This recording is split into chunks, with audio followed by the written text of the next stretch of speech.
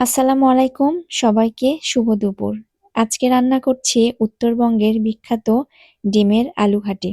এই জন্য আমি প্রথমে হলুদ, লবণ, গুঁড়ামরিচ, আদা রসুন আর কি যা যা দেওয়া লাগে সব মশলা দিয়ে ভালোভাবে মশলাটাকে কষিয়ে নিলাম।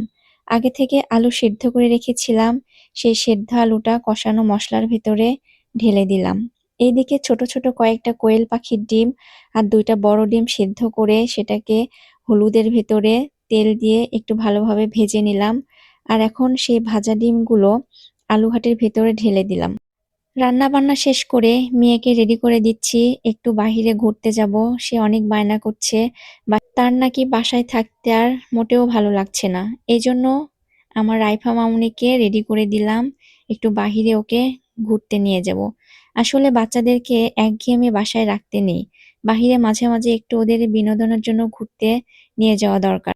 যদিও এখন প্রচণ্ড শীত, বাহিরে না বের হওয়াটাই ভালো। তারপরেও একটু দেখলাম রোদ উঠেছে, তাই ভাবলাম একটু বাচ্চাটাকে ঘুরিয়ে নিয়ে আসি। আমাদের বগুড়া শহরে ইদানিং এতটা জ্যাম হয়েছে যা বলার বাহিরে। আস্তে আস্তে আমরা পুরো শহরটা ঘুরিয়ে